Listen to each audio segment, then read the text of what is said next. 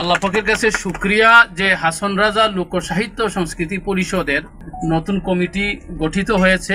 সর্বসম্মতিক্রমে আমাকে সভাপতি হিসাবে নির্বাচিত করা হয়েছে।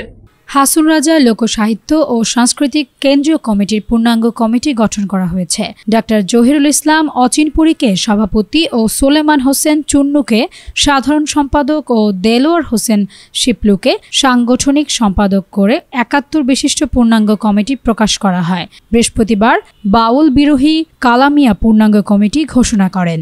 বিশেষ করে লোকসাহিত্য এবং মরমী সংস্কৃতি এটা চর্চা করা, এটা লালন করা এবং এটার প্রচার প্রসারের নিমিত্তে কাজ করা, এই উদ্দেশ্য নিয়ে সভাপতির বক্তব্যে ডাক্তার জহিরুল ইসলাম অচিনপুরী বলেন, মরমী বাউল হাসন রাজার ঐতিহ্যকে সংগ্রহ ও সিলেটি মরমী বাউল গানকে সবার মাঝে ছড়িয়ে দেওয়া এই কমিটির লক্ষ্য এবং উদ্দেশ্য।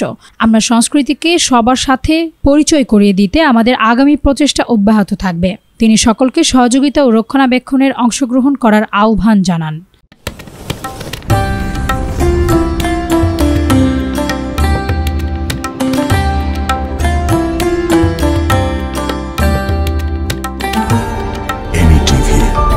স্বাধীন বাংলার স্বাধীন কণ্ঠ।